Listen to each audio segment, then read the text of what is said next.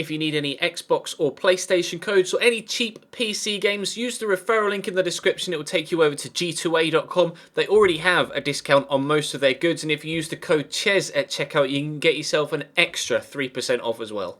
Hey guys, how's it going? Ches back again, and welcome to episode number 30 of the second season here at West Ham United. Today we round out the Barclays Premier League season with a game against Queen's Park Rangers. We had the FA Cup final yesterday. If you missed it, then check the channel page for it. Unfortunately, for some weird reason, our final game of the season is midweek on a Tuesday, just after the FA Cup final on the Saturday, which went to extra time, of course. So everybody is absolutely shattered. In a game where we need a win, and some final games have been played and some haven't, as I can show you here.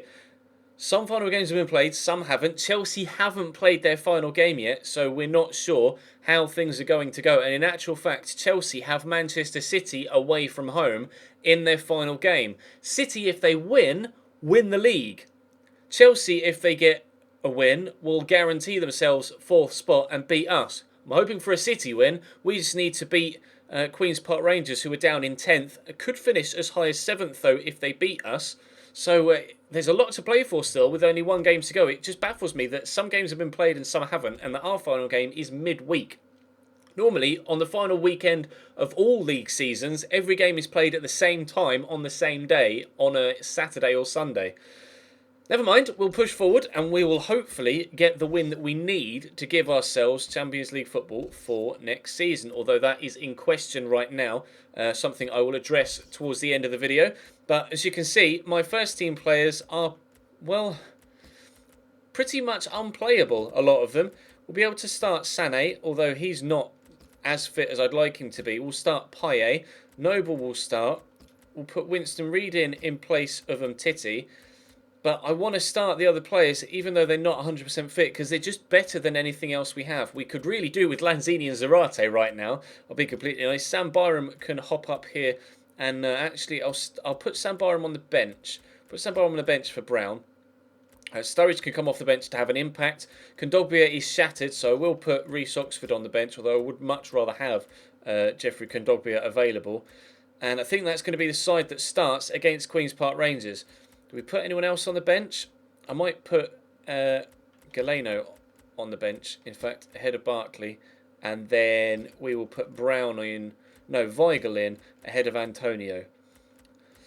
It's not the strongest of lineups, but it's not the fittest of lineups. But 3 points is a must. Otherwise, we finish 5th. We know what we have to do. Let's go and do it. Oh, Fair's giving that straight to Obiang.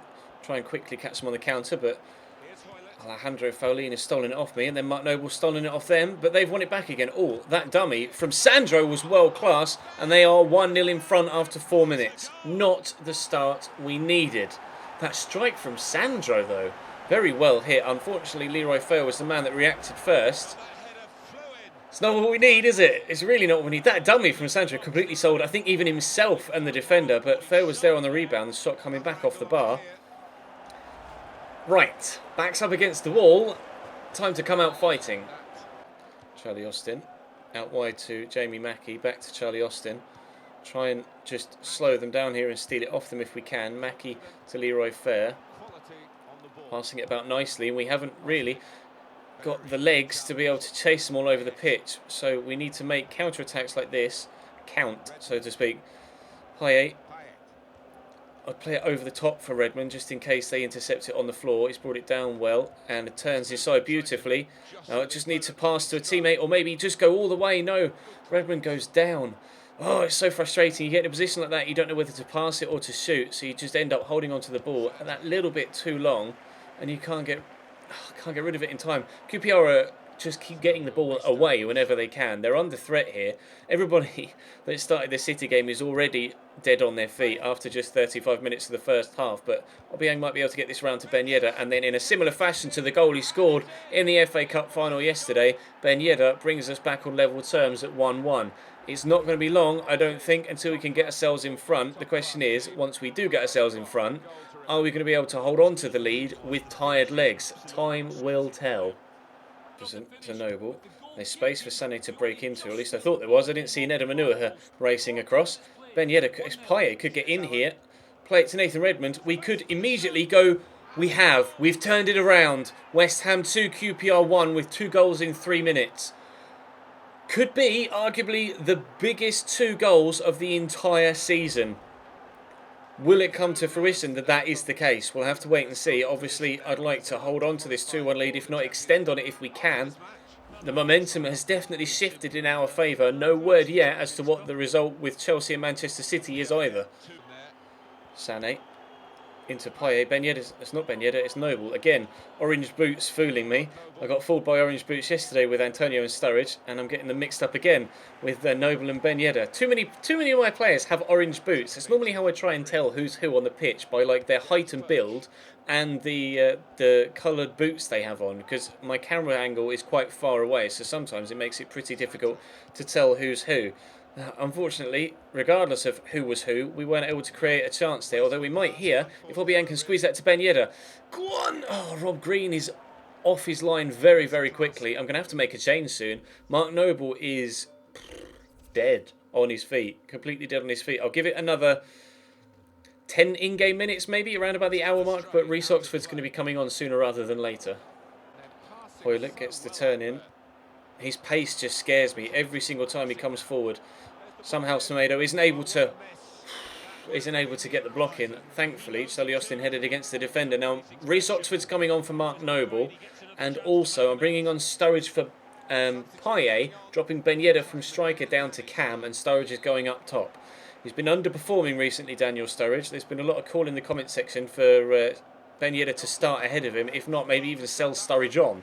Well, Ben Yedder did start ahead of him in this one, and he has scored to give us to go towards our current 2-1 winning scoreline. But can the two of them together create a partnership? In fact, Studge could be through immediately, coming onto the pitch. He's been on a matter of seconds and he's kicked it straight at Robert Green. That is the reason why a lot of you have been calling for Studge to be dropped, because his one-on-one finishing, which is 9 times out of 10 the sort of opportunity that gets created because of his pace, 9 times out of 10 I keep playing it straight at the keeper. I think perhaps I'm going to have to start trying to finesse shots with Daniel Sturridge rather than just putting my foot through them, which is what I've been doing to this point. You get a free kick in a dangerous position here. I don't want to put Reece Oxford on it because his delivery is not going to be that good at all. Ben Yedder is not going to win any headers, so we will use him to stand it up, and hopefully someone can win a header towards the back post and give us an opportunity for a goal. But no, it's been cleared away. Sandro to Leroy Fer. Sané to Obiang. Nice little 1-2. Could use him again here, actually, Pedro Obiang, and we have done. Play through Ben Yedder. Good first touch. Can turn him inside. Ben Yedder's still going. He's not got the strength to hold off. Oh, lovely ball through Reece Oxford. Reece makes it 3. Ben Yedder with a twist and turn with players on his shoulder. Through to the youngster Reece Oxford, who comes off the bench. Just holding off Nedum Manilha. The lovely turn and the slot through. Question of whether he was onside there, actually, as the ball went through, but he doesn't care. Reece Oxford slots it home. 3-1 West Ham. We're doing our bit. Will Manchester City do their bit for us and beat Chelsea? I have no idea. I don't think the game is being played today. That's the thing. There hasn't been any updates from any other games tonight, so I think some final league games have been played the previous weekend. Ours is being played on the Tuesday night, and the others are going to be played the following weekend. It's actually ridiculous how this has worked out. Obiang trying to find some space. I could have played through Studge there, but I took too long. I was so nervous about him being offside, or just cautious about him being offside. That's a loose ball. It's just one-on-one at the back here. Oh, unfortunately, the kick-out was nowhere near as accurate as it needed to be. Yoon Suk Young on the ball. If I can steal it off Nedum Manilha, it was a heavy touch, but I'm not going to get there with Studge. And there goes the final whistle. Well, we've done our bit, like we say. We've gotten 3 points, but we've no idea what's happening in the Manchester City Chelsea game. Are we going to finish in 4th, or are we going to finish in 5th? No, Chelsea beat City 2-1. There was no news all the way throughout the game of what was happening in that Chelsea City game. Manchester City throw the league away by losing on the final day, and we miss out on Champions League football by 2 points, finishing in 5th.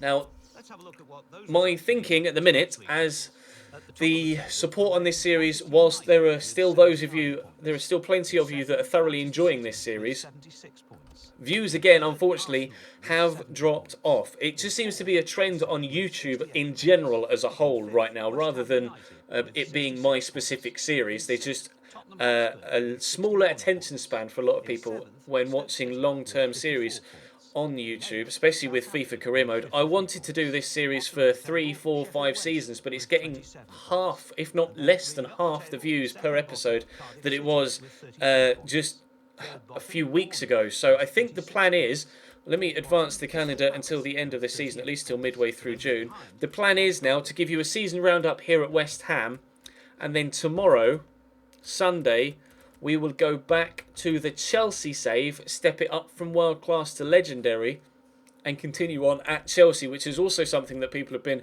calling for quite a while. So that's the plan, I think, right now. Let me know what you think about that in the comment section down below. Got some youngsters running out of contract that I'm not too fussed about. Other player contract, oh, it's the same one. Manuel Lanzini's back from injury. Scout reports or youth updates on the players we've got. We're not going to have the chance, unfortunately, to extend their growth because, like I say, probably going to restart at Chelsea tomorrow, or not restart, but continue on at Chelsea tomorrow. Let me know in the comment section what you think of that. It's not going to be an overly popular decision. There are those of you that want me to go back to Chelsea. There are those of you that want me to continue on here at West Ham. And I would love to continue on here at West Ham, but I have to take into account the growth of the channel, which sucks. If I was, say, MGH's size, it wouldn't matter what I uploaded or when I uploaded it because I get the views to guarantee channel growth anyway. Unfortunately, at the minute, we're in that awkward period where you're kind of earning enough, but you know, it's teetering on the level of not being a full-time income anymore because the views drop off, especially now that I'm uploading less series because the views dropped. And I tried to get, you know, wholesale support on one series. It worked for a while, but unfortunately the support on this series has waned slightly, as I say. I know it sounds like I'm complaining all the time about views, but it's a job at the end of the day, and views are important, and I have to do what is in the best interest of the channel. And I think the Chelsea series would be more popular than the West Ham series. So that's what we're going to do. I literally, in the space of recording this episode, I've made up my mind. I wasn't sure, but in the past 3 minutes of waffling on at myself, I've decided tomorrow we're going to start back at Chelsea. Nelson Semedo and Alisson have grown really nicely this season. Those Gyro Riedewald, I don't know how you pronounce that first name. I have absolutely no idea. If there are any Dutch people out there that are watching, then please do let me know. But he's grown quite nicely. He's unhappy about the level of football he's been playing, apparently. But he's played a lot more games recently than he did in the first half of the season. Samuel Umtiti's gone up 1. He's been rock solid for us. Really enjoyed playing with him this year. Although, surprised that he hasn't grown any more, considering he's only 23 years of age. Jefferson was one of the best signings we've made, actually. Really pleased with him. He's been fantastic at left-back. Played 50 games for us this year, and I wouldn't have swapped him for anyone. Mark Noble, 9 goals and 5 assists. He's been top class as well. Really pleased with Mark Noble. Jeffrey Kondogbia came in. He's gone up 1 so far this season as well. Pleased with that. Nathan Redmond is up 2 again for the second season in a row to 78 rated. Mikhail Antonio is up 2 again. 7 goals and 4 assists for him this season. Having more... he was more involved last year, but he still had a big part to play this year. Ross Barkley, 9 goals, 5 assists for him. He's also up to a lot of +2s in the squad this year. 13 goals in 32 games for Ben Yedder this season for us, +6 assists. Very important goals from him as well. Sturridge, 4 in 29. Yeah. Leroy Sané, +2. You probably could have guessed that. 2 goals, 2 assists from him. Alejandro Grimaldo up just the 1, but he hasn't played as much football this year as he did last. Pedro Obiang is up 1 to 77 overall. Dimitri Payet, 6 goals, 7 assists for him. Still no growth for him, which is weird. I expected Payet to kind of grow to 85, 86, and he just hasn't. Winston Reid is still 79, which is exactly where he started the series as well, despite playing 30 plus games each year. Our youngsters are growing quite nicely, but not all of them are showing as much promise as they promised, so to speak. They're not fulfilling the potential that they have. Luis Weigl, though, has played quite well for me. He's 5-star, 5-star. As you can see there, could play right mid, left wing or cam.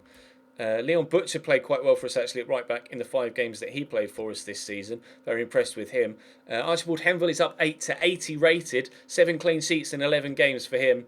And only 16 years of age and 80 rated. He could be a world beater if we were going to continue with this save. Galeno scored very important goals for us. 3 in 7 plus 2 assists. Guerrero's up 12 as a centre-back. Very impressed with him. Really pleased with that. Oscar Borg is a player that was already here actually at the club. We didn't bring him in. Same with Kyle Noyle and Parfit Williams. Reece Oxford is up 1 to 74 this season. Missed a big chunk through injury though, which is a shame. Martin Samuelson and Sam Barham also both up 1. Same with Lanzini too. 9 goals, 8 assists for Manuel Lanzini this season. He is a fantastic player. Highly recommend that you pick him up in your own career modes. Zarate's stats really are starting to drop off now, but again, that'll be because of the injury, the long-term injury. 5 goals, 3 assists for him this season. Madrazo hasn't grown out on loan. Our scout future star was getting first-team football, as far as I can make out, played in the FA Cup and Capital One Cup for them, and you would presume that a 71 rated right-sided midfielder would play every week in the Championship as well.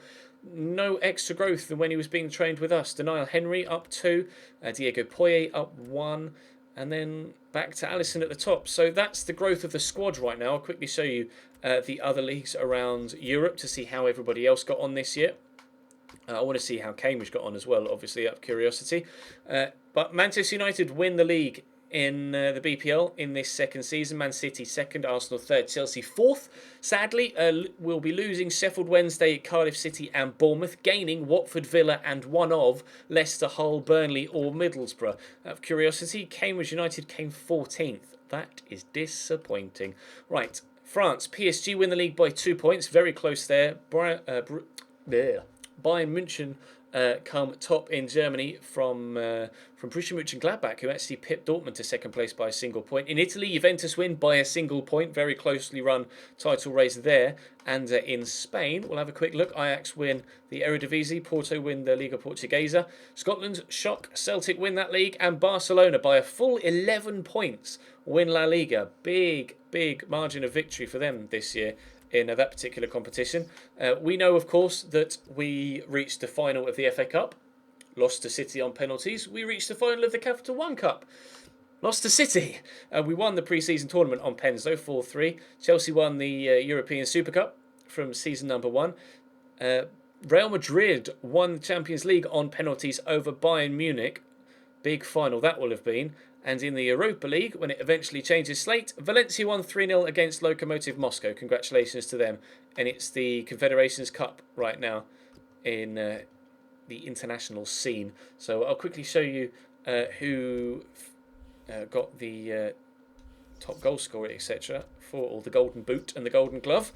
Mambaram Diouf with 15 goals for Crystal Palace gets the Golden Boot. Our highest goal scorer was Ben Yedder with 10 in the league. Anyone else in there from us? Nope, just Wissam Ben Yedder. Kevin De Bruyne gets most assists. Paez there with 6, though. That's nice to see. Ben Yedder with 5. Semedo with 5 from right back, which is impressive.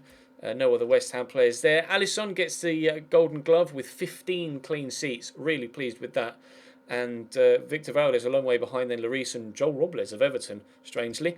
But yeah, that's going to bring this second season and this West Ham series to a close. I apologise that it's ending prematurely. I wanted to take it further, but it's just not viable with... Oh, that was weird. My keyboard kind of jumped off the table when I put my hands on the table. It's just not viable, unfortunately. So the Chelsea career mode will return tomorrow. That's all from me for now. Thank you very much for watching. Check the channel page for anything they've missed over the past few days, whether that be Foot Friday yesterday or the 100th episode century special of the My Play this afternoon. But for now, that's all from me. Thank you very much for watching.